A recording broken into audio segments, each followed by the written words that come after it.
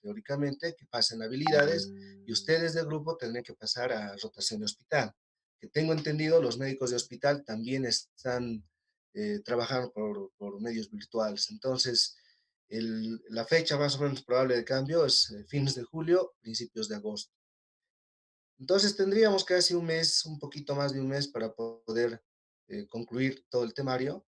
Entonces eso nos da facilidad, como habíamos ya avanzado casi mitad del temario, entonces tendríamos tiempo para poder concluir inclusive neurológico y repasar aquellos módulos que tal vez haya ciertas dudas, ¿no? Entonces, en ese sentido nos convendría porque, bueno, ya tenemos cierto tema avanzado.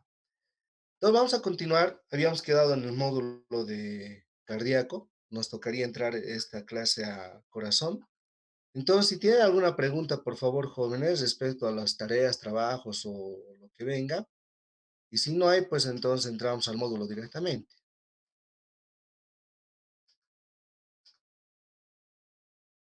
¿Hay alguna duda?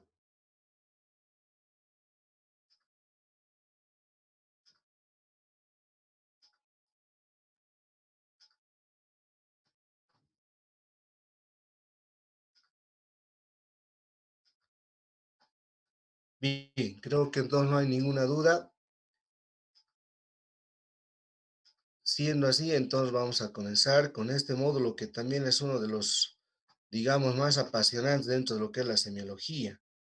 Buenas noches, Estamos doctor. hablando. Sí, sí, Eh, adelante.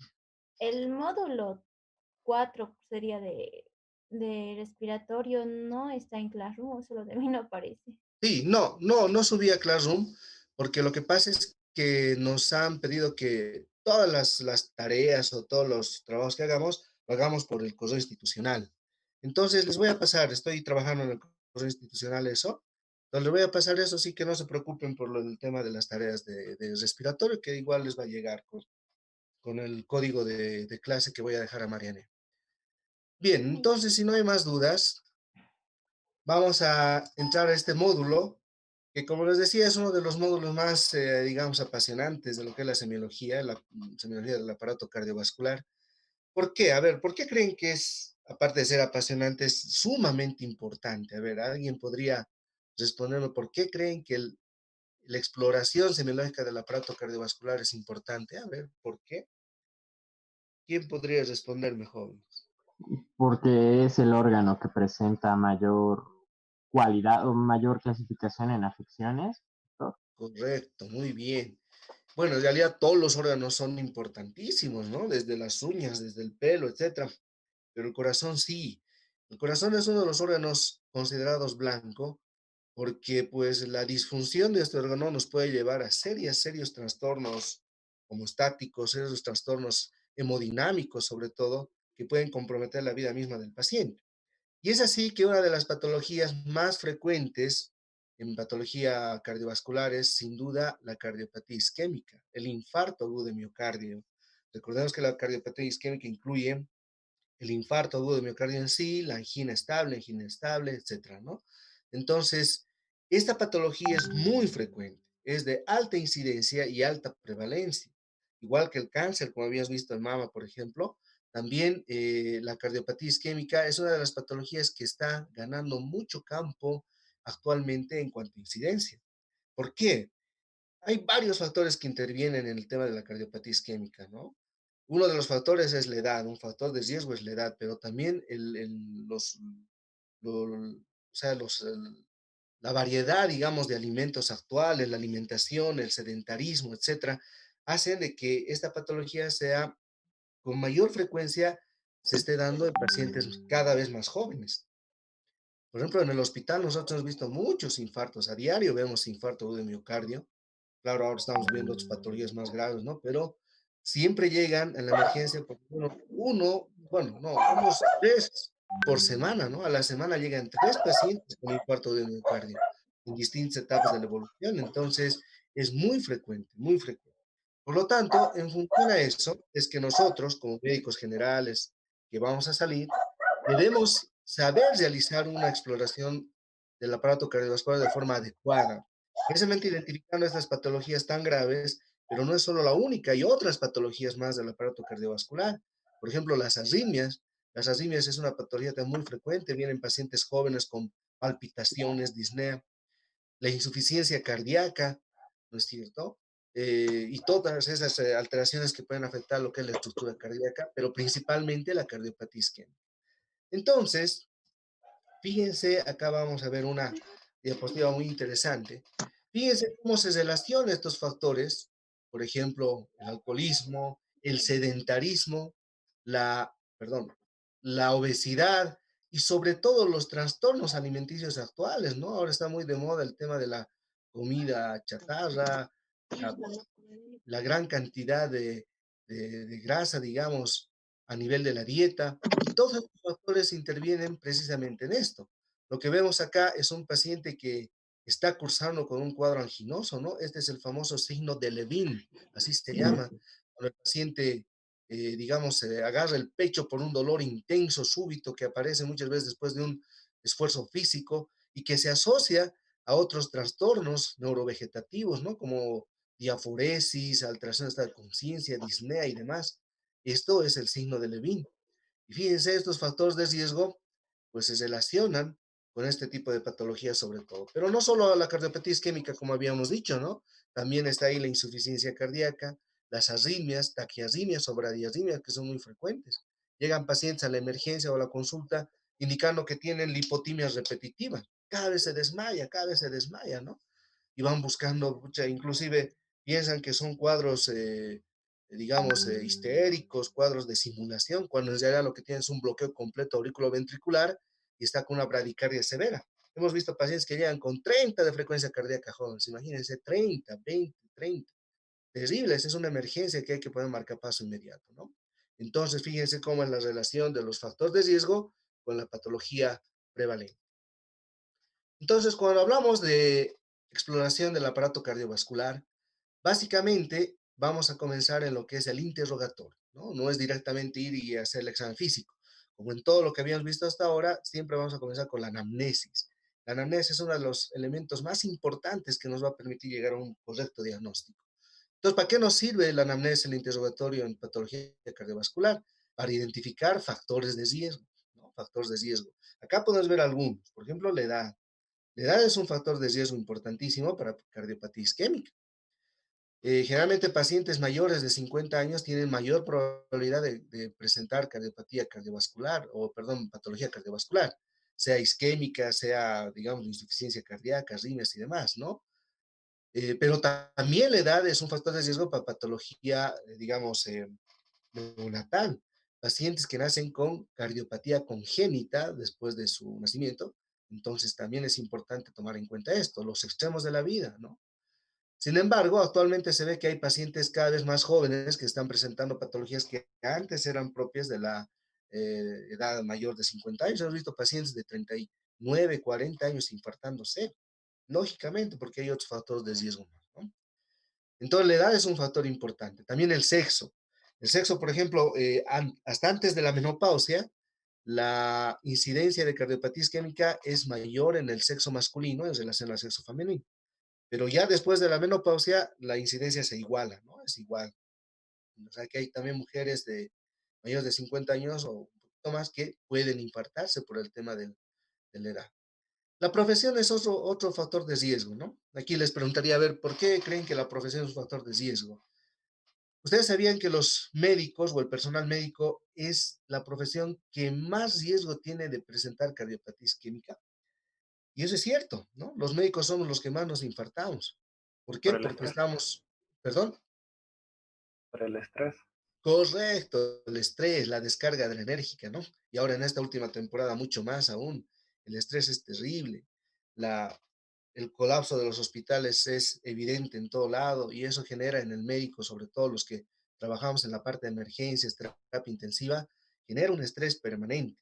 Y ese estrés permanente pues significa una sobrecarga adrenérgica al corazón, que en pocas palabras es deleteria para la funcionalidad del corazón.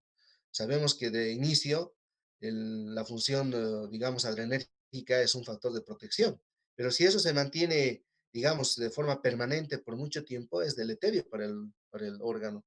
Por lo tanto, eso genera alta incidencia de cardiopatía isquémica en el médico, ¿no? Hay otras profesiones también que están relacionadas, digamos, con el tema de la cardiopatía en general. Por ejemplo, aquellos pacientes o personas que trabajan con el tema del transporte tienden a hacer sobrepeso, obesidad, ¿no es cierto? Por una mala, digamos, alimentación. Entonces, el sobrepeso relacionado con esto también es otro de los factores, digamos, que se considera como un factor de riesgo, ¿no? La profesión o la ocupación también. Y en este caso, la procedencia también es importante tomar en cuenta. En nuestro medio, por ejemplo, muchos pacientes llegan a nuestra consulta indicando que están con edema en miembros inferiores, disnea progresiva, ortopnea, etcétera. Y cuando les preguntamos de dónde vienen, y nos dicen que vienen de Aquile, ¿no? De la zona de Aquile, etcétera, que es un área endémica para Chagas. Por lo tanto, la cardiopatía chagásica en nuestro medio es bastante prevalente y por eso es que es importante siempre preguntar al paciente de dónde procede, ¿no? Pero también el interrogatorio es importante porque nos permite identificar signos y síntomas de patología cardíaca, ¿no? Signos y síntomas. Son muy variados, eso siempre les había comentado. Los signos y síntomas son muy, muy largos, podríamos pasarnos horas hablando de aquello. Pero siempre les recomiendo un libro que es muy, muy bonito para signos y síntomas, es el libro de Chamorro, ¿no? Puedes remitirse a este libro, ahí nos explica muy bien los signos y síntomas. Y en patología cardiovascular, pues hay varias, ¿no? Pero quizá las más importantes es esta. Una de las más frecuentes es el dolor precordial. Entonces, cuando un paciente nos llega con dolor precordial, tenemos que, como dicen, ¿no? Abrir los ojos y parar las orejas, porque el dolor precordial es un signo, muchas veces inicial, de cardiopatía isquémica u otro tipo de cardiopatía también, y que es importante identificarlo, reconocerlo y estudiarlo a cabalidad. El dolor precordial no podemos dejarlo pasar por alto, ¿no? Muchas veces ocurre eso, vienen por dolor precordial y dicen, no, debe ser un dolor muscular, tomes este calmantito y resulta que está cursando un infarto de miocardio. Entonces, cuando el paciente llega con dolor precordial, debemos prestar muchísima atención a este síntoma, ¿no es cierto? ¿Y a qué se refiere eso? Estudiar todas las características del síntoma manifestado, digamos, forma de comienzo, cómo ha empezado el dolor precordial. ¿Ha sido súbito, ha sido paulatino, progresivo?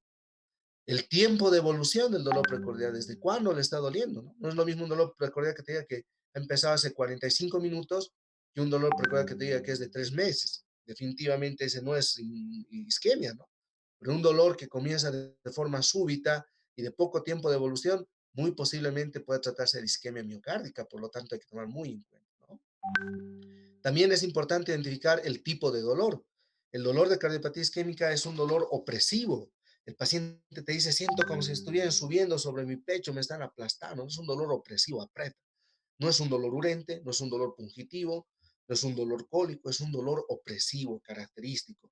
Y es un dolor mal localizado. Cuando uno le pregunta al paciente dónde le duele, dice, todo el pecho, adentro, adentro, siento adentro, dice, ¿no? A diferencia de los dolores que se originan en la pared costal, por ejemplo, son muy bien localizados y el paciente demuestra con un dedo dónde está localizado el dolor. En cambio, el dolor precordial de origen isquémico es un dolor difuso, mal localizado, ¿no es cierto? Entonces es importante tomar en cuenta. Luego, la irradiación del dolor también es importante. El dolor de la isquemia característicamente se irradia hacia lo que es el brazo izquierdo, ¿no? La cara cubital del brazo izquierdo, la región interescapular y la región del cuello y la mandíbula. Entonces, si el paciente nos refiere que hay ese tipo de irradiación, hay que tomar muy en cuenta. Y también, digamos, identificar la causa desencadenante. Es importante preguntar al paciente qué estaba haciendo en el momento que apareció el dolor. Muchas veces nos dicen que estaba haciendo algún esfuerzo o algún tipo de esfuerzo físico, sea mínimo o mayor. Entonces, eso podríamos atribuirle a la causa desencadenante. Y también tener como posibilidad un diagnóstico diferencial, ¿no? Entonces, cuando nosotros identificamos un signo o síntoma, debemos caracterizarlo muy bien caracterizado. Y eso se hace simplemente preguntando. Si no es al paciente, pues a las personas que están junto a él, ¿no? Otro síntoma muy característico son las palpitaciones. ¿Cómo se definen las palpitaciones? Como esa percepción desagradable de la actividad cardíaca. Ninguno de nosotros en este momento siente o percibe cómo está funcionando el corazón. No siente, ¿no? Pero si, digamos, hacemos un trote de unos 100 metros sin tener una preparación física previa, seguramente ahí sí vamos a sentir cómo nuestro corazón empieza a latir, ¿no es cierto? Ese latido perceptible que es desagradable, pues son las palpitaciones. Y estas palpitaciones es una manifestación característica de la arritmia cardíaca, ¿no? Las arritmias cardíacas se manifiestan a través de las palpitaciones. Imagínense un corazoncito que empieza a latir a más de 170 latidos por minuto, muy poco va a aguantar el corazón, inmediatamente nos va a hacer una insuficiencia cardíaca aguda, ¿no? Es como si quisiéramos hacer 1000 abdominales cuando no tenemos la preparación física, pues el músculo se agota. Por lo tanto, las palpitaciones también es uno de los síntomas frecuentes de consulta y los que hay que estudiarlos en cuanto a sus características. La fatiga, ¿cómo se define la fatiga? Es esa sensación, digamos, de decaimiento, pesadez en las piernas, ¿no? Que no es lo mismo que disnea. La disnea es la sensación subjetiva de falta de aire y desagradable además que presenta el paciente. En cambio, la fatiga es esa sensación de cansancio, de malestar, de pesadez, ¿no? Y la fatiga es uno de los síntomas muy frecuentes que se presenta sobre todo en insuficiencia cardíaca. ¿Por qué? Por hipoperfusión tisular periférica. El corazón que está insuficiente, sobre todo cuando afecta a las cavidades izquierdas, pues no logra bombear adecuadamente la sangre y esa falta de perfusión tisular, sobre todo a nivel de los músculos, genera que se transforme el metabolismo aerobio a un metabolismo anaerobio, ocasionando el acúmulo de ácido láctico. Y el acúmulo de ácido láctico, debido a la hipoperfusión, genera fatiga a nivel de los músculos, ¿no? Y eso es lo que el paciente manifiesta. Entonces, lo mismo, hay que identificar, estudiar las características de este síntoma que el paciente podría manifestar. Otro síntoma que también se hace signo en algún momento son los edemas, ¿no? El aumento de volumen de las extremidades. Y cuando hablamos de edema, tenemos que saber identificar el edema de origen cardíaco. A diferencia de otros edemas, el edema de origen cardíaco se caracteriza porque es un edema vespertino, ¿no? No es matutino. El edema matutino significa que es al inicio del día. Ese es un edema característico de la falla renal, de pacientes con enfermedad renal crónica, ¿no? Se despiertan con los ojitos hinchados, como si hubieran llorado toda la noche. En cambio, el edema de origen cardíaco es vespertino, es al final del día. El paciente le dice, no, yo me despierto bien, me levanto bien, los piecitos, ¿no? Pero a medida que va pasando el día se van hinchando mis pies y en la noche ya no me entra ni el zapato, nos dicen, ¿no? Entonces es una característica del edema de origen cardíaco, edema vespertino. Además es un edema caliente, no es un edema frío y es un edema blando además, ¿no? Y que además afecta áreas declives, ¿no? A diferencia, por ejemplo, del edema de origen renal, afecta tejido laxo como los párpados, ¿no? En cambio, el edema de origen cardíaco afecta áreas de eclipse. El paciente está parado mucho tiempo, lo que se hinchan son los pies, ¿no? Los pies, los tobillos, etc. Otro, digamos, síntoma muy característico es la disnea, esa sensación subjetiva de falta de aire, que bueno, el paciente refiere que es una manifestación característica de patología cardíaca, pero también de patología pulmonar, como habíamos visto en el anterior módulo, ¿no? La disnea. Y la cianosis también comparte, digamos, este síntoma o signo, también comparte el origen tanto en patologías cardíacas como vasculares. Entonces, de cualquier forma, tenemos que estudiar respecto a todas sus características, cada uno de los síntomas que el paciente nos refiere. Fíjense, aquí tenemos algunas otras imágenes. Este, por ejemplo, es un paciente que está con el signo de Levin, ¿no? Si ustedes ven un paciente así que se está agarrando el pecho en el lado izquierdo, no duden en actuar inmediatamente, porque recuerden, el corazón es oro, ¿no? El tiempo es oro. Por lo tanto, cuanto más rápido y más precozmente hagamos el diagnóstico y el tratamiento, el pronóstico es mejor. Aquí otro paciente con el signo de Levin, fíjense, así empieza de forma súbita y es un dolor, pero es desesperante el paciente, ¿no? O sea, no sabe, no se entiende ni el mismo paciente. Anterior, no, hace 2 semanas llegó un paciente con infarto a la emergencia y realmente es muy dramático el cuadro, ¿no? Un paciente joven de 50 años que trabaja en la aduana, que vino por dolor, no acá en el pecho como vemos en estas imágenes, ¿no? El dolor era en epigastrio, pero así también se agarraba toda la parte inferior del tórax y era intenso y venía diaforético. Entonces, lo primero, ¿no? Que uno debe pensar cuando ve esto es infarto. Como les había dicho siempre, ¿no? Hay un aforismo, piensa mal y acertarás. Ya, total, si digamos es una neuritis, ya, no importa, ¿no? Pero hemos pensado en algo mucho peor y podemos actuar mucho más antes. Esto de acá, por ejemplo, representa lo que son las palpitaciones, ¿no? De pronto, de un minuto a otro, empieza el paciente a sentir la actividad del corazón que es desagradable y empieza pues a presentar síntomas, ¿no? Un corazón que late muy rápido por mucho tiempo se va a asociar también a dolor, se va a asociar a disnea, diaforesis y demás. Y este es el signo del edema, fíjense, esta es la fobia, ¿no? La fobia que deja el signo de Godet en realidad, que se ve en un paciente completamente edematizado. Y a veces el edema de la insuficiencia cardíaca, por ejemplo, es tan manifiesto que se edematiza todo el cuerpo, ¿no? Eso se llama anasarca. Anasarca es una de las manifestaciones de insuficiencia cardíaca muy característica. Aquí vemos otras, digamos, signos. Este, por ejemplo, es la ingurgitación yugular. Lo habíamos visto en los anteriores módulos cuando estudiamos el pulso venoso, ¿no? Fíjense como una cañería está acá. Esto significa que las presiones a nivel del ventrículo derecho, aurícula derecha y quizá la circulación pulmonar están aumentadas, ¿no? De tal forma de que la presión a nivel de la vena yugular aumenta de la misma manera y se manifiesta por ingurgitación yugular. Esta es la ingurgitación yugular, ¿no? Ingurgitación yugular. Acá vemos la cianosis. Esta es una fase muy característica de los pacientes con insuficiencia mitral, la fase mitral, ¿no? Que se ve cianosis peribucal y demás. Pero este paciente además tiene patologías respiratorias, ¿no? Porque fíjense, tiene la famosa acropaquia o los dedos en palillo de tambor y las uñas en vidrio de reloj. Estas son, ¿no? Que ya se ve muy poco, pero también es una manifestación de patología cardíaca. En este caso es una paciente con una patología congénita, ¿no? Cardiopatía congénita, Eisenmenger. Aquí vemos algunos estudios complementarios. Esta es una radiografía de tórax, en la cual, ¿no? Habíamos visto la anterior clase, la última clase, que los pulmoncitos deberían verse así negritos a ambos lados, ¿no? Los campos pulmonares. Pero aquí, ¿qué nos llama la atención? El pulmón del lado izquierdo prácticamente está velado en todo el tercio medio inferior. Esto es un derrame pleural, ¿no? Así es como se ve el derrame pleural. Un velamiento a nivel de la radiografía, una imagen radiopaca que está afectando el tercio inferior y medio de lo que es el pulmón izquierdo.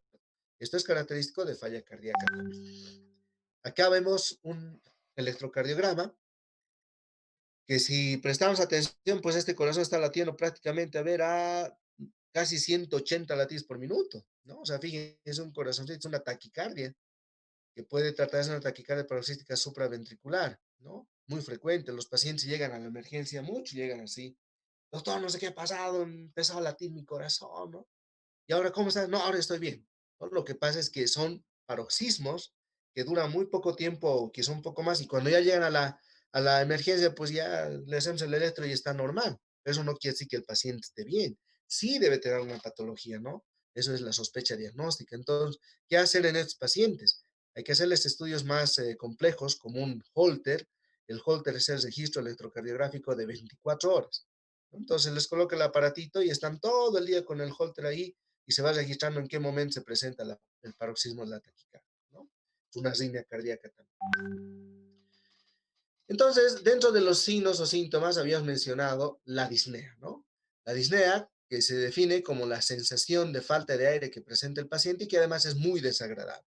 Esta puede presentarse como signo o síntoma, ¿no? Es síntoma cuando el paciente lo refiere y es signo cuando el médico lo puede observar, cuantificar. Y sí hay, digamos, algunas escalas que nos permiten cuantificar la disnea, ¿no?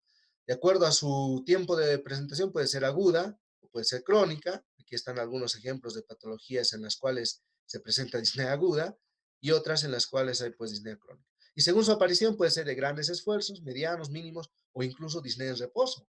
Hay pacientes que no pueden ni peinarse, jóvenes, ¿no? Están intentando peinarse frente al espejo y ya están con la disnea. Eso se llama disnea en reposo.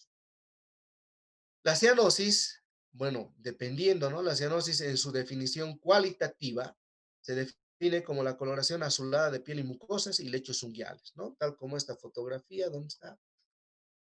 ¿Dónde está? Ya está. A ver, aquí está. Esto es cianosis, ¿no? Pero ahorita vamos a ver otras fotografías más claras. Entonces, la definición cualitativa de la cianosis es la coloración amarillenta de piel, mucosas y lecho unguiales. Pero la definición cuantitativa es la presencia de más de 5 gramos por ciento de hemoglobina reducida en sangre. ¿Y cómo nosotros podemos saber que el paciente tiene más de 5 gramos de hemoglobina reducida en sangre? Eso es bastante fácil, jóvenes. Necesitamos simplemente dos datitos. Necesitamos el porcentaje de saturación en sangre periférica a través de la oximetría de pulso, ¿no? Del aparatito que habíamos visto en signos vitales. Y necesitamos saber el nivel de hemoglobina que tiene el paciente, que eso lo hacemos en cualquier hemograma que, bueno, los servicios de emergencia nos entregan en 10 minutos, ¿no? El hemograma simple. Fíjense, aquí está, este es un paciente neonato que tiene cianosis, no sé si pueden distinguir en la imagen, pero si ustedes se fijan bien, la cianosis está afectando a las partes distales. Fíjense, acá está afectado solo los piecitos y las manos. Pero si nos fijamos su labio, su naricita y el resto del cuerpo, pues está rosadito, ¿no? Entonces la cianosis también puede ser central o puede ser periférica. En este caso, estamos frente a una cianosis periférica, ¿no? ¿Cómo diferenciamos la cianosis central de una periférica? La cianosis central, como dice su nombre, afecta todo el cuerpo, afecta lechos, es decir, mucosas y piel. La cianosis central es una cianosis que tiene su origen a nivel cardiovascular o pulmonar. La cianosis central generalmente es una cianosis caliente. El paciente está azul, pero tiene su temperatura corporal conservada. En cambio, la cianosis periférica es una cianosis fría. No afecta a las mucosas la cianosis periférica, como vemos acá, afecta a las áreas distantes. Y su origen de la cianosis periférica no es a nivel cardiopulmonar, sino es a nivel vascular. Generalmente tienen bloqueo a nivel de la circulación vascular, ¿no? A nivel de las arterias, lo que produce esta cianosis periférica. En cambio, la cianosis central es como esto, fíjense, es un neonato también, pero que si ustedes se fijan está todito azul, ¿no? Toditito está azul. Es una cianosis central, que tiene origen a nivel cardíaco pulmonar, es una cianosis caliente, según si nosotros palpamos al niño va a estar con una buena temperatura corporal, a diferencia de la cianosis periférica, que si nosotros tocamos esto seguro va a estar frío, ¿no? Y es una cianosis que mejora con la administración de oxígeno. Nosotros le ponemos oxígeno a este pacientito y seguramente va a ir mejorando poco a poco. En cambio, si a este paciente le damos oxígeno, no va a mejorar, porque el problema no es a nivel pulmonar ni cardíaco, sino es a nivel vascular, ¿no? Generalmente trombosis arterial, una de esas complicaciones que nos pueden dar, digamos, alguna de esas manifestaciones. Y lo que les comentaba, ¿no? ¿Cómo hacemos el cálculo de la hemoglobina reducida para saber si este paciente tiene cianosis o no? Se requiere dos elementos, ¿no? A saber, el nivel de hemoglobina en sangre, que en un hemograma lo tenemos, y la saturación de oxígeno por oximetría de pulso. Entonces, ¿qué es lo que debemos hacer? Se resta, dice, la oximetría normal, que en todo caso sabemos que la oximetría normal se considera 100%, menos la oximetría real del paciente que la obtenemos. En este ejemplo están poniendo 80%. Entonces, 100 menos 80, tenemos 20. Habíamos dicho, ¿no? En nuestro medio, a nivel del mar, se considera 100% normal. En nuestro medio, como estamos a más de 2.400 metros sobre el nivel del mar, por encima de 90 consideramos una, digamos, oximetría bastante aceptable, ¿no? 93, 95. Entonces lo que hacemos es hacerle la saturación al paciente y restamos la oximetría normal, que suponemos que es 100%, menos la real, que en este caso en el ejemplo es 80. Tenemos 20. Este resultado lo vamos a multiplicar por la hemoglobina real del paciente, que en este caso el ejemplo nos pone 13 hemoglobina. Entonces, 20 por 13 y vamos a dividir entre 100. 20 por 13 es 260. Dividido entre 100, 2.5 gramos por 100.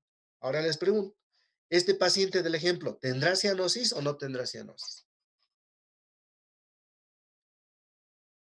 No tiene, No ¿no? tiene. No tiene, porque habíamos dicho, la cianosis en su definición cuantitativa es la concentración de más de 5 gramos por ciento de hemoglobina reducida. Y este paciente haciendo este pequeño ejercicio tiene 2.5. Por lo tanto, no es cianosis. Ahí radica la importancia, digamos, de tomar en cuenta, digamos, los elementos en el que hacemos el examen del paciente. Necesitamos una luz natural. Esa luz blanca que hay muchas veces en los consultorios a veces nos hacen confundir, ¿no? Parece que el paciente estuviera cianótico y no es real. Entonces, este es el cálculo que debemos hacer para llegar a una definición cuantitativa de lo que es la cianosis, ¿no? Aquí vemos, digamos, cuando hablamos de dolor torácico, siempre, si ustedes un poquito revisan los libros, se refiere a un dolor típico y atípico, ¿no? ¿A qué se refiere esto? Sobre todo está esto dirigido a lo que es la cardiopatía isquémica. Cuando hablamos de dolor torácico en el contexto de cardiopatía isquémica, siempre vamos a tomar en cuenta el dolor típico, ¿no? Causa de isquemia miocárdica, angina, infarto, etc. ¿Y cómo es ese dolor típico? Como el que habíamos mencionado, un dolor opresivo en la región precordial de inicio súbito, ¿no es cierto? De gran intensidad, mal definido, de tipo opresivo y que generalmente se irradia hacia lo que es el brazo, el cuello y la región interescapular, ¿no? Brazo izquierdo. Entonces es un dolor típico que además se asocia a disnea, cianosis, sensación inminente de muerte, ¿no? El paciente siente que se va a morir. En cambio, el dolor atípico es aquel que no tiene esas características. Pero el dolor atípico tampoco descarta una isquemia miocárdica. Si ustedes ven un paciente que viene con dolor torácico, pero que no tiene estas características, Entonces la catalogamos como atípico, pero eso no quiere decir o no descarta que no sea una isquemia miocárdica. A esto, a las manifestaciones que no son características de la isquemia, como el dolor típico, se llama equivalentes anginosos. Y uno de ellos, por ejemplo, es el dolor a nivel del epigastrio, ¿no? A veces llegan pacientes con dolor en el epigastrio y uno dice, es gastritis. Así, gastritis es. Nos ha pasado, jóvenes, ¿no? No solo a nosotros, a muchos colegas les pasa eso, ¿no? Parece ser una gastritis, pero lo que en realidad es un infarto del corazón que afecta el ventrículo derecho. Recordemos que el ventrículo derecho está apoyado o asentado sobre el diafragma. Por lo tanto, cuando se afecta esto, el lugar donde se va, digamos, iniciar el dolor va a ser en el epigastrio. Y uno puede pensar que se trata de una patología gástrica cuando en realidad es un infarto. Entonces hay que tomar en cuenta esos equivalentes anginosos. A veces no tienen dolor, sino tienen tos, accesos de tos, tos y tos, y resulta que es un infarto, ¿no? O tienen alguna otra sintomatología. Esto es muy característico en los pacientes con diabetes.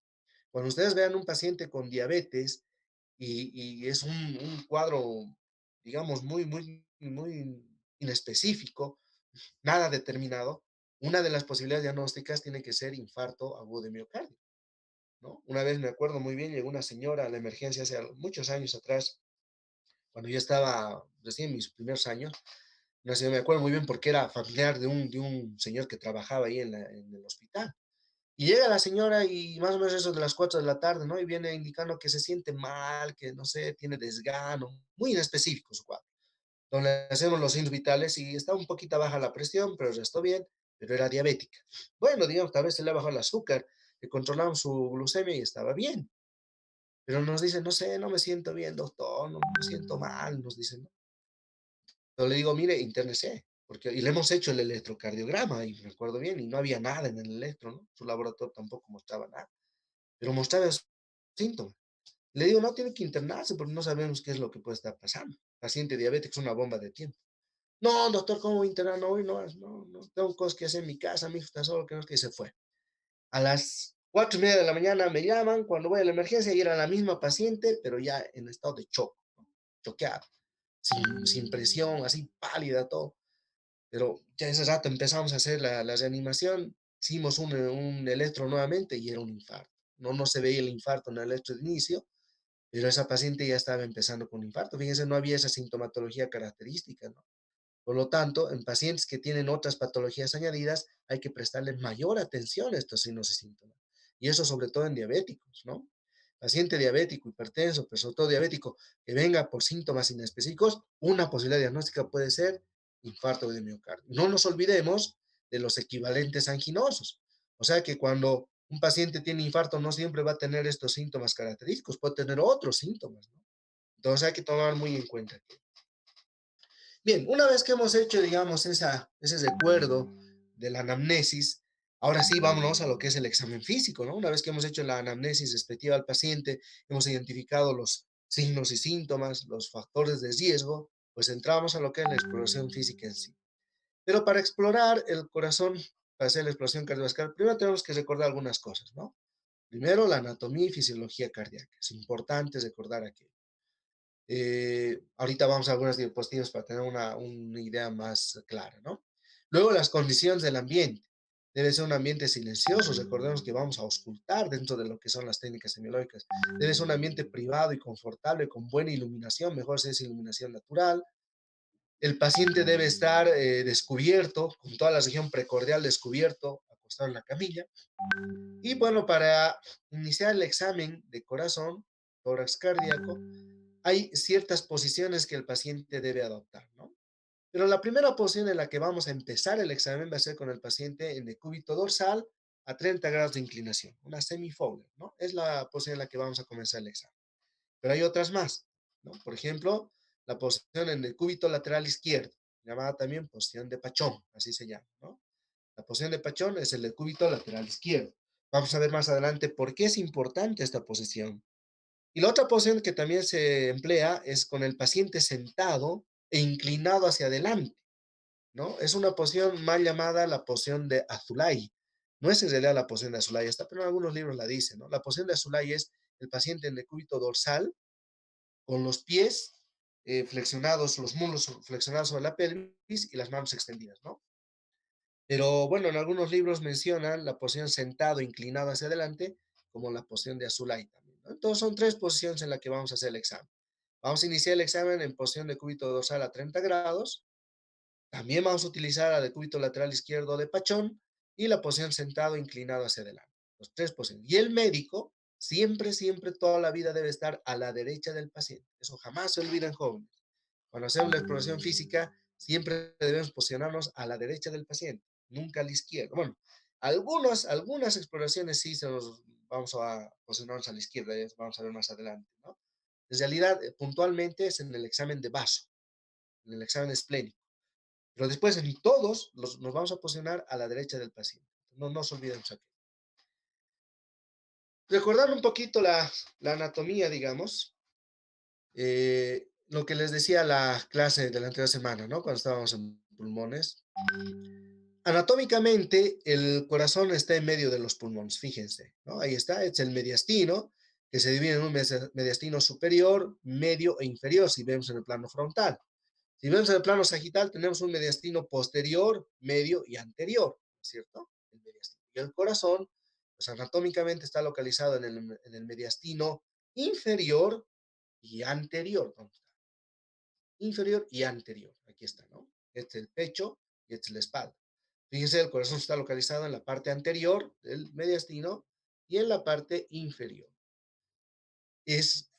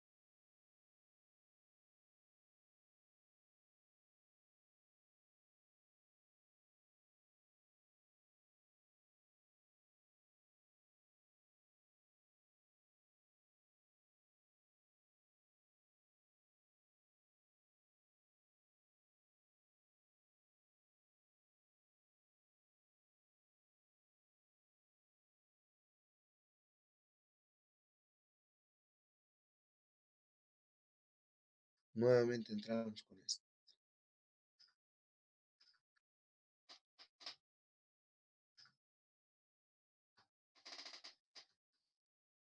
Bien, ¿se escucha, no, jóvenes?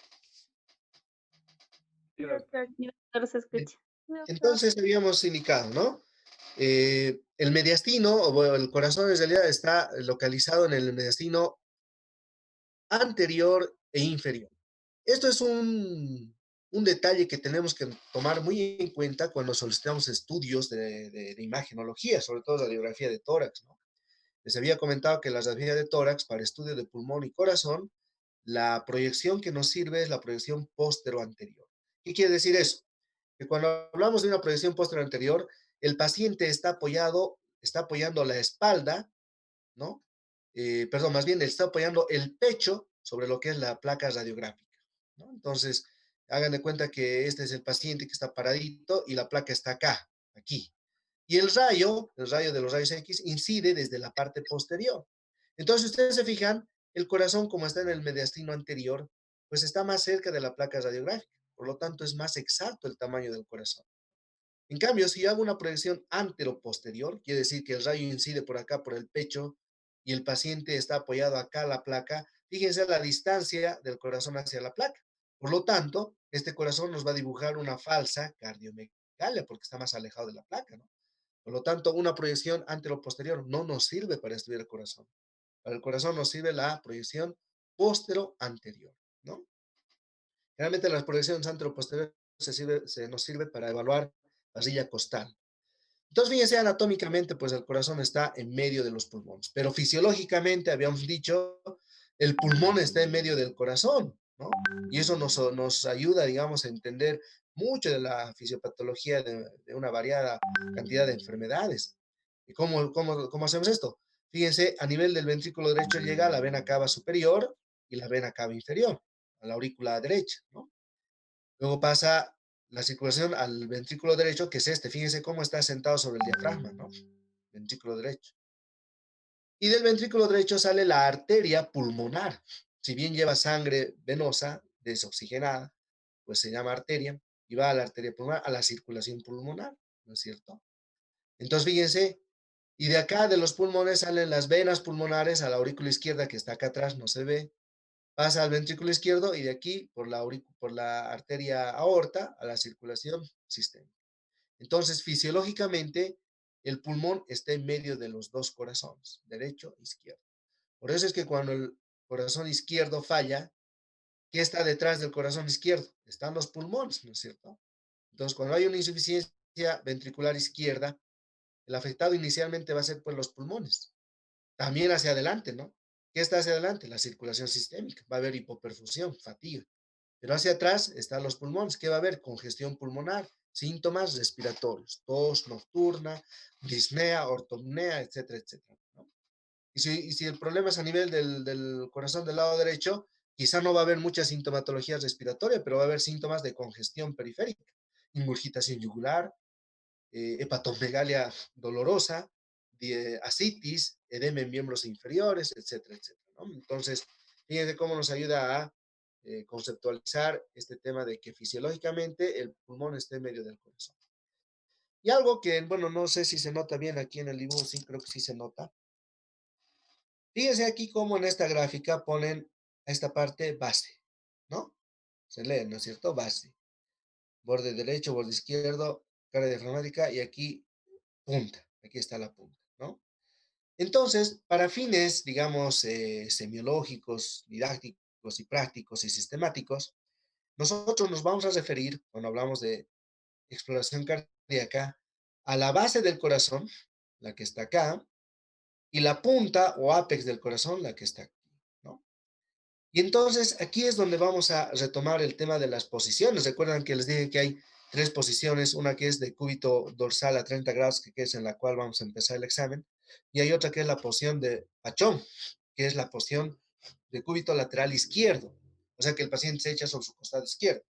¿Qué es lo que ocurre cuando el paciente adopta esta posición? La punta, el apex del corazón, se aproxima más a la pasilla costal. Y cuando el paciente adopta la posición sentado e inclinado hacia adelante, la mal llamada posición de Azulay, la base del corazón se aproxima a la pasilla costal. Entonces, ¿para qué nos sirven estas otras dos posiciones?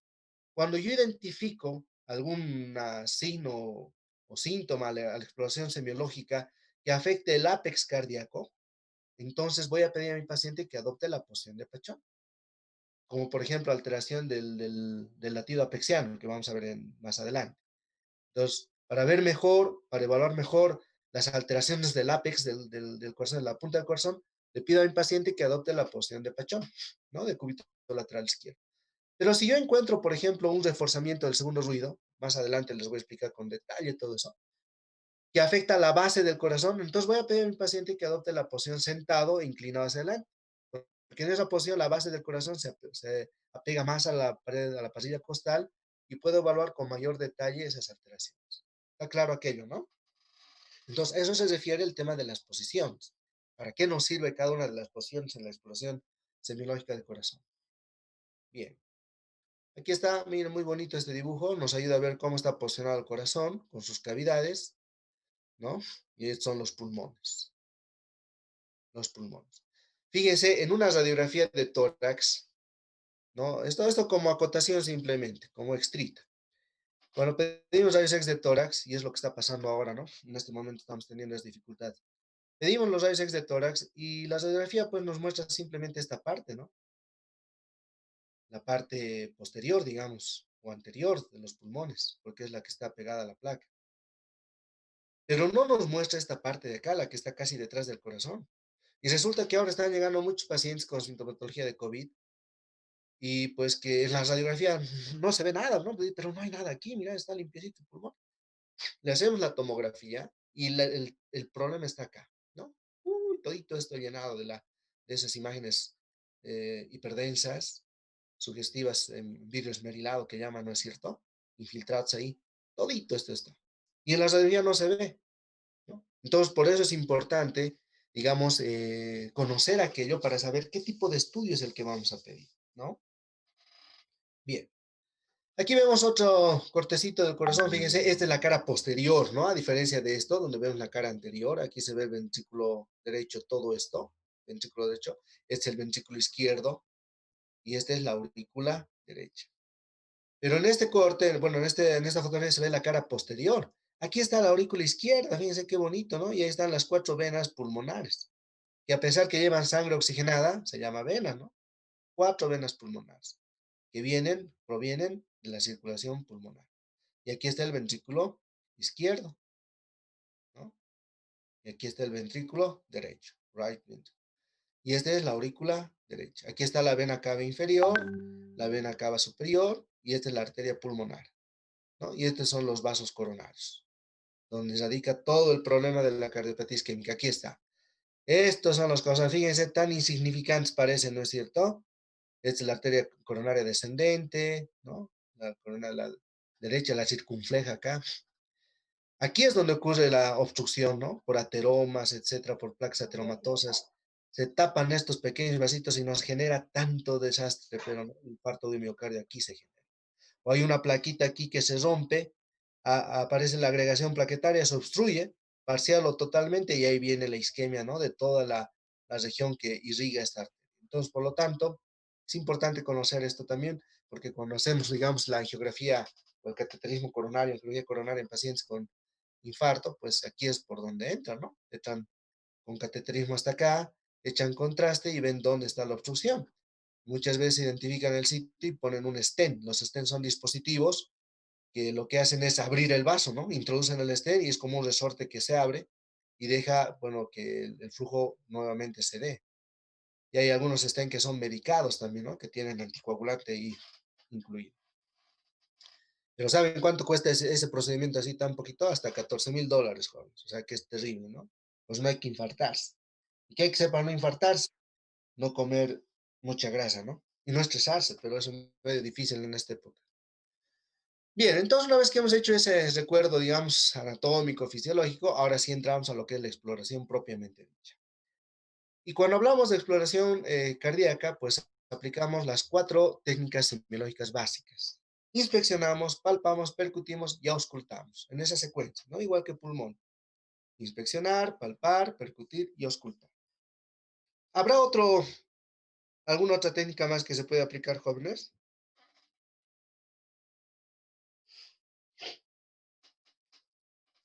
¿Existirá alguna otra técnica más que podríamos aplicar?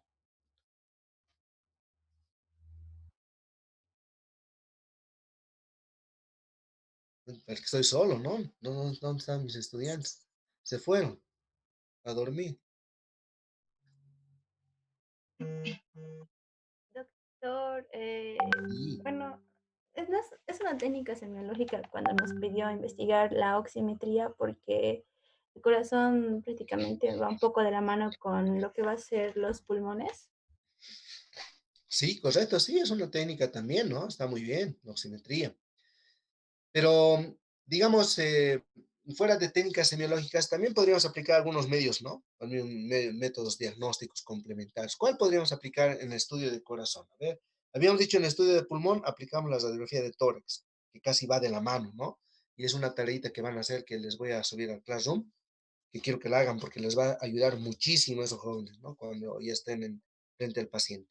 Pero en corazón, ¿qué medio diagnóstico podríamos también introducir, digamos, como parte del estudio? El electrocardiograma, doctor. El Correcto. ecocardiograma. Eso. Ecocardiograma también, doctor. El electrocardiograma y la ecocardiografía. Pucha, la ecocardiografía se considera el gold estándar en estudio de patología cardíaca. Pero ¿qué desventaja tenemos con la ecocardiografía? Que es un estudio muy poco accesible. No es tan fácil hacer la ecocardiografía, ¿no? Puede ver la ecocardiografía transtorácica o la transesofágica, pero no es fácil y además tiene su relativo costo, todavía es costoso nuestro medio. Pero el electrocardiograma no, el electro sí se puede acceder, es relativamente barato y no es invasivo, entonces un electrocardiograma es importante como complementario a la exploración semiológica cardíaca y también la radiología de tórax, ¿no? Sin olvidar aquello. Por lo tanto, jóvenes tienen que ir ya empezar a revisar electrocardiografía, ¿no? Que es un mundo la electrocardiografía. Pero bueno, semiológicamente tenemos la inspección, la palpación, la percusión y la auscultación. Pero cabe recalcar que de estas cuatro técnicas, generalmente la percusión es una que ya no se emplea. Ya definitivamente ya no la aplicamos.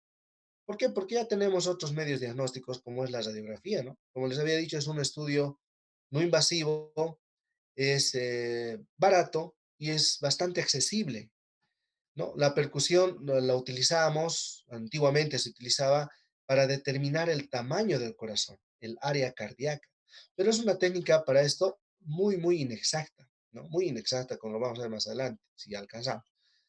Pero, ¿con qué otra técnica podemos ver mejor el tamaño del corazón? Con la radiografía de tórax, ¿no es cierto? Por lo tanto, es una técnica que ya no se emplea, pero para conocimiento la vamos a mencionar también. Pero sí vamos a inspeccionar, palpar y auscultar, ¿no? Bien, entonces, cuando hablamos de inspección, recuerdan cuando vimos pulmones, habíamos dividido la inspección en una inspección pasiva y una inspección activa, ¿no? Entonces, acá en corazón también vamos a hacer lo mismo. Vamos a hacer una inspección pasiva y una inspección activa, ¿no? O una inspección estática y una inspección dinámica. Entonces, la inspección pasiva, estando el paciente, habíamos dicho, en posición de cúbito dorsal a 30 grados de inclinación, la semi-Fowler, que es la posición en la que vamos a comenzar el examen, y el médico a la derecha del paciente. Entonces, la inspección pasiva lo que vamos a evaluar es básicamente la forma, el tamaño y la simetría, pero de la región precordial. Ya no es como en pulmón todo el tórax en sus planos anterior, posterior y lateral, sino es simplemente la región precordial, toda la región precordial, ¿no? Por lo tanto, el paciente tiene que estar con el tórax descubierto, lógicamente. Y acá vamos a evaluar las características en la inspección pasiva de la región precordial en cuanto a forma, tamaño, simetría, características de la piel, tejido celular subcutáneo, músculos, arquitectura de la región y configuración externa. Entonces, respecto a forma, ¿qué podríamos mencionar? Aquí es simplemente recordar varias cosas que habíamos visto ya en el módulo anterior, ¿no? En cuanto a la forma, puede haber alteración de la forma del tórax que afecte la región precordial. Por ejemplo, el pectum excavatum y el pectum carinatum. En este caso, el pectum excavatum es el que más se relaciona con cardiopatía congénita, ¿no? Habíamos mencionado aquello. Por lo tanto, es una de las alteraciones que nos puede dar en cuanto a la forma del tórax en la región precordial. También la cifoescoliosis, ¿no es cierto? Nos va a dar alteración de la forma del tórax. Luego el tamaño, bueno, esta es una variabilidad, va a depender mucho del biotipo del paciente, ¿no? Si es pícnico, tendrá un tamaño más grande, qué sé yo, más ensanchado, a diferencia del longilíneo, ¿no? Que va a ser más delgado. La simetría también es importante, ¿no? Cuando hablamos de simetría de la región precordial, podríamos encontrar asimetría, digamos, abombamientos o retracciones, sobre todo en pacientes con cardiopatía congénita, ¿no? Cardiopatía congénita que se ha ido manteniendo durante mucho tiempo, durante los años, y entonces esto podría darnos alguna asimetría torácica a nivel de la región precordial, ¿no? Entonces es importante mencionar aquello también. Cuando hablamos de la piel en la inspección pasiva, acá tenemos que evaluar pues todas las características de la piel, desde lesiones primarias y secundarias de la piel, ¿no es cierto? Aquí, por ejemplo, vamos a ver cambios de color generales, por ejemplo, la cianosis, como habíamos visto más antes, la palidez en pacientes con anemia, ictericia también, ¿no? Pacientes con insuficiencia cardíaca a veces hacen falla hepática también por congestión y pueden tener ictericia, ¿no? O puede haber cambios localizados de color en la piel, sobre todo áreas equimóticas en pacientes que toman warfarina. La warfarina sabemos que es un anticoagulante que se utiliza en muchos pacientes con patología que requiere este tratamiento, ¿no? Y que muchas veces cuando no se hace un control adecuado, pues se sobreanticoagulan los pacientes y empiezan a presentar equimosis espontáneas, ¿no? Entonces esa puede ser una de las causas, ¿no? La presencia de, digamos, áreas equimóticas. También la presencia de cicatrices, es importante ver aquello. Muchas veces encontramos una cicatriz medio external o paraesternal en pacientes que han sido sometidos a cirugía de corazón abierto, ¿no? Con áreas de cambios valvulares, etcétera. Nos vamos a encontrar aquello. O cicatrices a nivel de la región precordial, yendo más hacia lo que es la región axilar, más o menos. Cicatrices en pacientes que tienen implantados marcapasos, ¿no? También ahí vamos a evaluar aquello. Luego el tejido subcutáneo, lo mismo que en tórax puede haber la presencia, digamos, de enfisema, ¿no es cierto? Y los músculos, que puede haber atrofia o hipertrofia, dependiendo de la situación que podemos encontrar. Entonces, todo esto va a determinar la arquitectura de la región precordial y su configuración además, ¿no? Entonces, eso básicamente cuando hablamos de inspección pasiva. O sea, de estar enfocado básicamente a lo que es la región precordial. En cambio, la inspección activa, que es la segunda parte, lo que nos evalúa son básicamente los latidos, ¿no? Los latidos. Esos latidos que puede haber latidos positivos o negativos. Los latidos son los que vamos a evaluar a nivel de la inspección activa. A diferencia de pulmones, ¿no? En pulmón, en la inspección activa evaluamos la respiración y todas sus características. Acá en corazón lo que evaluamos son los latidos, ¿no? Entonces, ¿qué latidos vamos a encontrar? Hay varios latidos, ¿no? Si vamos de arriba hacia abajo, si nos vamos de la base a la punta, que es lo que nos tenemos que ir acostumbrando cuando hablamos de exploración cardíaca para ser sistemáticos, vamos a encontrar varios latidos. ¿Cuáles son los más importantes? El primer latido que podemos observar es un latido que se localiza a nivel de la región supraesternal, ¿no? Tomen un apunte de esto, vamos, porque no está en las diapositivas. El latido supraesternal es uno de los primeros latidos que podemos ver. Puede estar presente o no. Su presencia o su ausencia no significa patología. Si está presente, entonces no significa que sea algo patológico. Es normal, muchas veces uno se ve en el espejo y se ve ahí un latido pequeño en la horquilla, en la región supraesternal. La ausencia tampoco significa que sea patológico. ¿Cuándo vamos a considerar un latido supraesternal patológico? Cuando sea de gran amplitud. Cuando ese latido prácticamente esté levantando esa región, ¿no? Incluso levante la camisa que está ahí o la ropa que está por encima.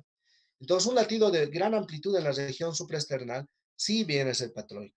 ¿Y qué representa? ¿Qué se proyecta en la región supraesternal? Se proyecta lo que es el callado de la aorta, ¿no? La aorta ascendente y el callado de la aorta. Por lo tanto, ¿en qué situaciones podríamos tener un latido muy prominente, muy visible, de gran amplitud en esta región? En pacientes con hipertensión arterial o que tengan un aneurisma del callado de la aorta. Entonces, son las causas de que tengamos un latido muy prominente. O también pacientes que tengan insuficiencia de la válvula aórtica.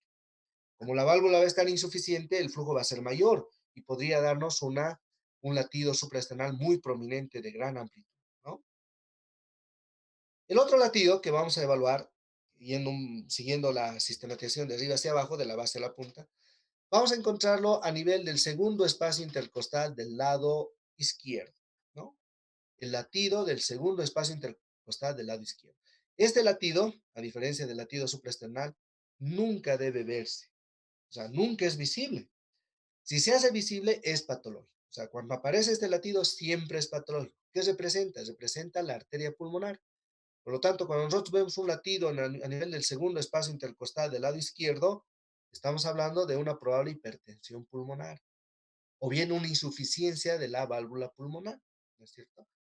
Entonces, el latido del segundo espacio intercostal del lado izquierdo siempre es patológico, siempre es patológico. Yendo un poquito más abajo, vamos a encontrar el latido que, bueno, en toda la literatura considera el más importante, y es el latido del choque de punta, ¿no? El latido de choque de punta que lo vamos a estudiar con más detalle en el siguiente diapositiva. Si bajamos un poquito más, vamos a llegar a lo que es la región del epigástrico. Y acá hay otro latido, que precisamente se llama el latido epigástrico. Muchos dirán, pero eso corresponde pues a gastro. Sí, corresponde a gastro, pero recordemos que el ventrículo derecho está sentado sobre el diafragma. Por lo tanto, el latido epigástrico también es parte del estudio de la inspección activa. ¿Y qué representa el latido epigástrico? Representa la actividad del ventrículo derecho, ¿no? Entonces, no se olviden. La actividad del ventrículo derecho está representada a nivel del latido epigástrico. O sea que si tenemos un latido epigástrico muy prominente, ¿qué podría significar? una hipertrofia del ventrículo derecho. Pero también tomemos en cuenta que a nivel del epigastrio se refleja o se proyecta lo que es la arteria aorta abdominal, que también podría ser causa de un latido visible a ese nivel.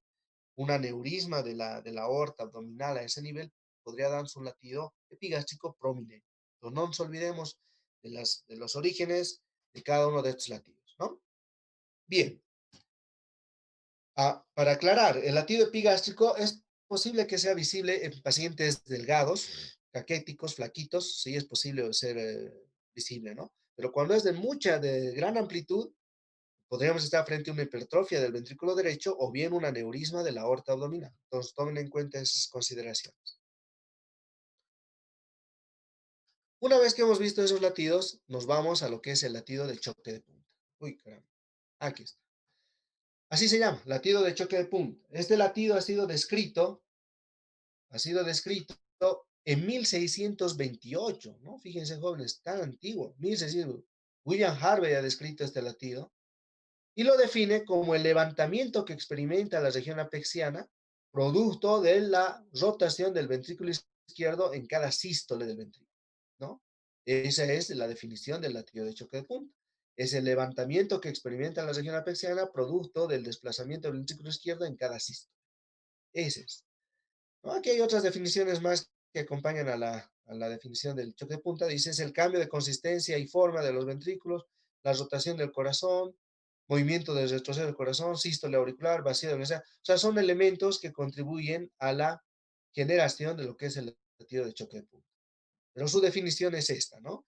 Levantamiento que experimenta la región persiana producto de la rotación del ventrículo izquierdo en cada sístole. Esa es la definición. También se llama el punto de máximo impulso, ¿no? En algunos libros le llaman así, punto de máximo impulso o choque de punta. Vamos a ver el choque de punta, ¿no? A ver, ¿dónde está? Antes. ¿Qué debemos evaluar del choque de punta? ¿Cuáles son las características normales del choque de punta que debemos evaluar? Primero, debemos evaluar su localización. ¿Dónde está localizado ese choque de punta? Y normalmente el choque de punta se localiza a nivel de la línea medio clavicular del lado izquierdo, en la intersección del quinto espacio intercostal. Entonces, ¿cómo localizamos esto? Ya conocemos, ¿no? El punto de referencia es el ángulo esternal de Lewis. A ambos lados del ángulo esternal de Lewis está la emergencia de la segunda costilla. Por debajo el segundo espacio. Tercera costilla, tercer espacio, cuarta costilla, cuarto espacio, quinta costilla, quinto espacio. Entonces, la intersección de la línea medio clavicular a nivel del quinto espacio intercostal del lado izquierdo, esa es la localización de lo que es el choque de punta. Justamente a nivel del pezón o por debajo del pezón del sexo masculino, ¿no? En la mujer no es así, ¿no? Porque eso ya habíamos visto en el módulo de mama, difiere mucho. Pero en el varón se localiza justo por debajo del pezón. Entonces, la localización es quinto espacio intercostal, línea medio clavicular del lado izquierdo. Esa es una de las características, la localización. ¿Cuál es la otra característica? Es la intensidad o amplitud. ¿Qué tan fuerte es ese latido de choque de punta, no? Normalmente, cuando hablamos de amplitud, el latido de choque de punta es visible en jóvenes menores de 20 años. En todo aquel paciente joven menor de 25 años inclusive, ¿no? Alguna literatura dice hasta los 25 años, se considera que es normal visualizarlo. Por encima de los 25 años, normalmente ya no debería verse con claridad el latido de choque. Entonces, hay que tomar en cuenta que yo también. Otra característica que vamos a evaluar es la extensión. ¿Qué tanto de la pared torácica levanta ese choque de punta? Y lo normal es que sea la extensión de un espacio intercostal, ¿no? Más o menos el tamaño de una moneda de 20 centavos. Más o menos esa es la extensión que debe levantar el latido de choque de punta. Toda la extensión del espacio intercostal o el diámetro de una moneda de 20 centavos aproximadamente, ¿no? Es la extensión. La otra característica va a ser la frecuencia, el ritmo y algunos otros latidos ajenos. Entonces, básicamente son estas las características: la localización, su intensidad o amplitud, la extensión, la frecuencia y el ritmo. ¿Bien? Ahora vamos a ver aquí un video de un latido de choque de punta.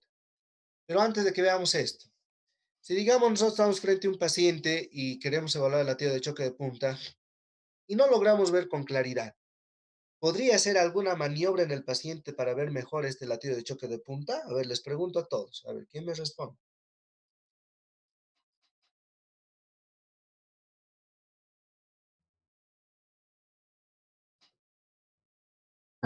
Doctor, Sí.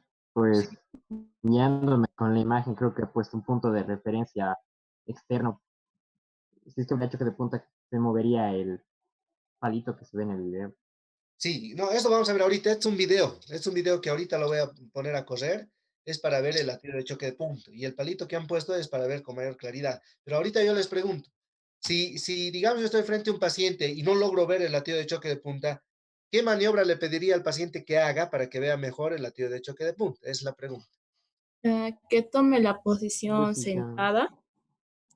La posición Ponga en sentada. posición de pachón, doctor. La posición de Pachón, correcto, la posición de Pachón, esa es la posición. Y si observaría a la inspección un latido en el segundo espacio intercostal y quiero verlo mejor, ¿qué posición voy a pedir que adopte el paciente? La posición de Diazulay.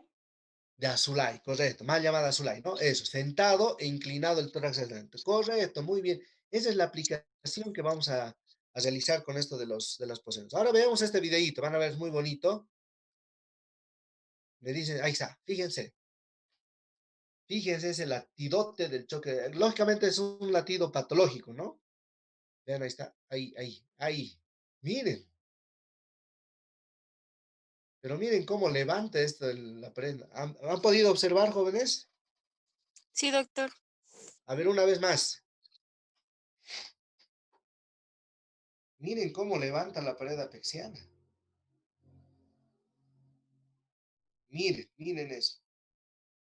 Esto es patológico, jóvenes. Esto no es normal, ¿no? Porque el latido de choque de punta casi es imperceptible y se considera normal hasta antes de los 25 años. Por encima de los 25 años ya teóricamente no debería verse, ¿no? Y si se ve, podría tratarse de alguna patología subyacente. Entonces, ese es el latido de choque de punta, uno de los latidos más importantes que debemos evaluarlo a la inspección, pero no nos olvidemos del latido de la región supraesternal, el latido del segundo espacio intercostal del lado izquierdo, arteria pulmonar, el latido a nivel del epigastrio, que representa el ventrículo derecho o la arteria abdominal, aorta abdominal, ¿no? Bien.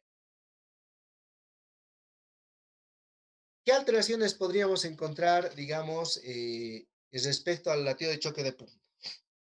Primero, que su localización esté alterada. El choque de punta podría alterarse respecto a su localización. Normalmente, habíamos dicho, se localiza en el quinto espacio intercostal, que está acá, y la línea medio clavicular, justo por debajo del pezón en el varón. Aquí debería estar el latido de choque de punta. Pero este latido de choque de punta se puede desplazar. Puede haber desplazamientos del latido de choque de punta producto de patología cardíaca o extracardíaca, ¿no? Y eso es facilito de determinar. ¿Qué patología cardíaca podría desplazarse el latido de choque de punta? Digamos que este latido de choque de punta se desplace hacia afuera y hacia arriba. A ver, ¿qué patología nos puede desplazar? Patología cardíaca, lógicamente, que desplace el latido de choque de punta hacia afuera y hacia arriba. A ver, ¿cuál? Hipertrofia, quizás. Una cardiomegalia. Hipertrofia, Sí, doctor. muy bien. Cardiomegalia, pero Ventricular cardiomegalia es global. ¿Una hipertrofia de cuál de los ventrículos? ¿El Derecho. derecho que está acá de- o el izquierdo? derecho El Ventrículo derecho, derecho. correcto.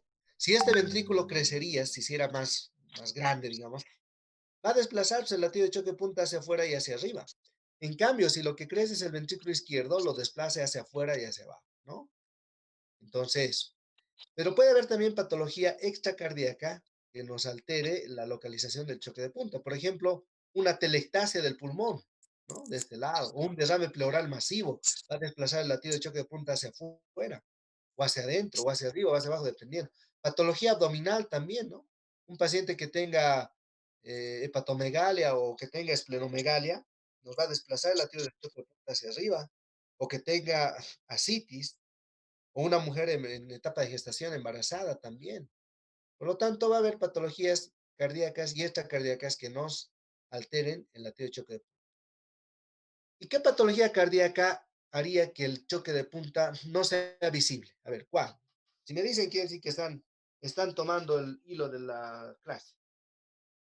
¿Qué patología cardíaca podría borrar el latido de choque de punta?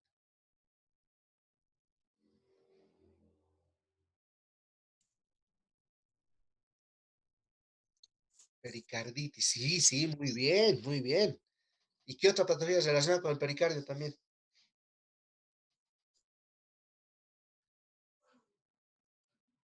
Derrame pericárdico. Derrame pericárdico, correcto. El derrame pericárdico puede, digamos, hacer que el latido de choque de punta no sea visible, ¿no? Ahora, a ver, ¿y en qué caso podríamos tener un latido de choque de punta a este lado? ¿O no se da ese caso? Al lado izquierdo, es decir, al lado derecho. La dextrocardia. Correcto, la dextrocardia. Y aunque no crean jóvenes, la dextrocardia es frecuente. Varios casos hemos visto nosotros en el hospital. Pero ¿qué ha pasado? Aquí se han equivocado en la placa, ¿no? Y no había equivocación. La cámara gástrica estaba acá y el corazón estaba de este lado. O sea que sí hay dextrocardia muy frecuente. Entonces, en ese caso, el latido pues va a estar de este lado, ¿no? Bien. Entonces, ¿alguna pregunta respecto al latido de choque de punta, jóvenes?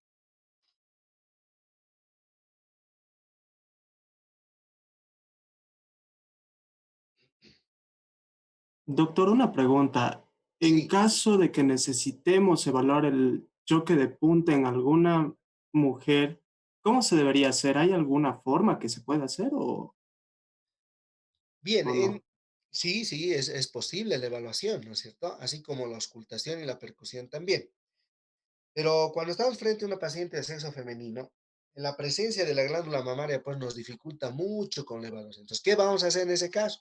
Vamos a desplazar con el borde cubital de una mano la mama hacia arriba, ¿no? Más o menos desde acá. Agarramos y desplazamos la mama hacia arriba. Vamos a ver más adelante, hay una fotito que muestra precisamente eso que tú estás preguntando, ¿no? Entonces se desplaza a la mama con el borde cubital de la mano hacia arriba y eso nos permite no solo inspeccionar, sino también palpar, percutir o auscultar. Por lo tanto, es una maniobra que utilizamos cuando estamos frente a una paciente de sexo femenino. Cuando requerimos esto, pues se desplaza la mama, no hay ningún problema, o sea, no es impedimento, digamos. ¿Alguna pregunta más que tengan, jóvenes? Gracias, doctor. Muy bien. Bueno, entonces pasamos a lo que es la palpación, ¿no? Aquí está. En la palpación, como en la técnica palpatoria de tórax pulmón, también la palpación nos sirve para cuatro cosas. Cuatro cosas podemos evaluar con la palpación. Uno es la sensibilidad, evaluar la sensibilidad a través de la identificación de los puntos dolorosos en la región precordial, ¿no? No todo el tórax, sino la región precordial. Segundo, vamos a evaluar los latidos que ya hemos inspeccionado previamente, ¿no?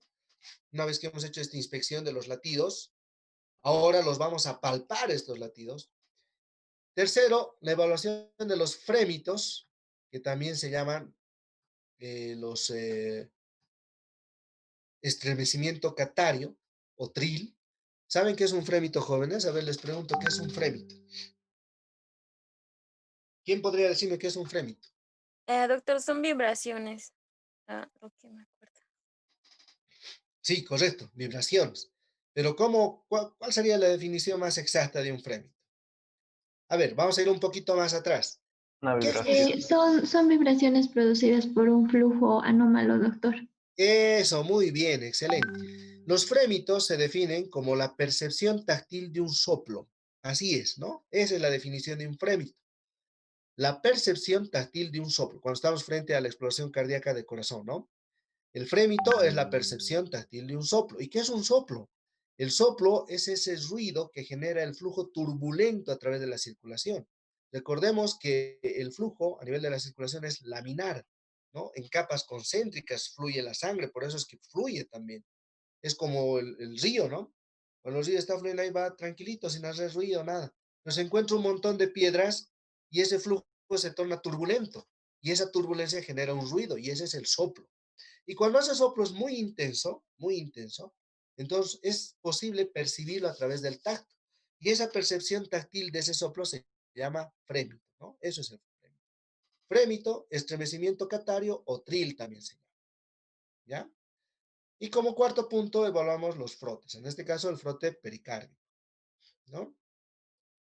Que es sincrónico con el pulso. Esa es la diferencia a la diferencia del frote pleural, que es sincrónico con la respiración, El frote pericárdico es sincrónico con el pulso, ¿no es cierto? Entonces, ese es el objetivo de la evaluación de la palpación. 4 cosas: sensibilidad, latidos, prémitos y frotes, ¿no? Empecemos con lo que es la sensibilidad. Para evaluar la sensibilidad de la región precordial, este es un paso muy importante, jóvenes, no se olviden. Nos permite identificar puntos dolorosos. ¿Qué tal si mi paciente llega a la consulta indicando que tiene dolor en el pecho? Ya habíamos dicho, el dolor precordial de origen isquémico es un dolor mal definido, mal localizado, profundo, ¿no es cierto? De gran intensidad. Entonces, esta simple maniobra, el hecho de palpar la región precordial con la palpación digital, me va a permitir definir en cierta medida si el origen de ese dolor es visceral o es parietal, si es de origen cardíaco isquémico o es simplemente de la pared del tórax. Entonces, lo que vamos a hacer es palpar con el pulpejo de los dedos, siguiendo la técnica de palpación digital, desde arriba hacia abajo, ¿no? De la base a la punta. Entonces, acá vamos a palpar identificando o tratando de buscar algún punto doloroso.